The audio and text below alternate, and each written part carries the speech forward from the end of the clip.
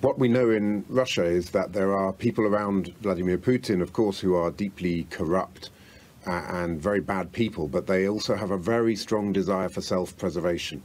And at some point they will realize that their self-preservation depends more on getting rid of Mr. Putin than on him continuing. And as more and more Russian soldiers are dying in the field, as there is less and less understanding in Russia as to why they are waging this war, Mr. Putin's position will become increasingly shaky. What we will also see is hugely increased isolation in terms of the Russian economy. That really is already beginning to bite. We're seeing massive inflation and weakening of the ruble and a huge increase in interest rates.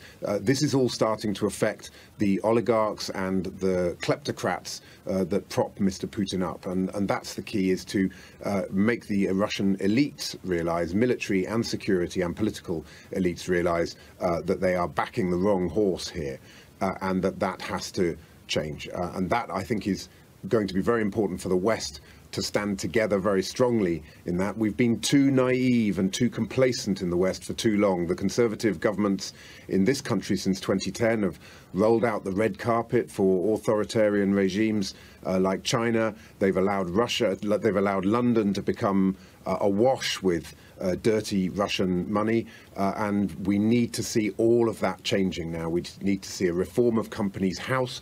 We need to see a proper overseas entities bill so that we can see who actually owns these assets. We need to see the sanctions that are being carried out against Russian oligarchs working far more quickly.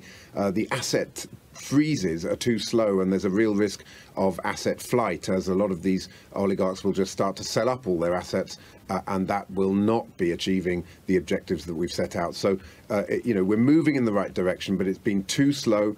This is a huge reality check, I think, for our country and for the whole of Europe.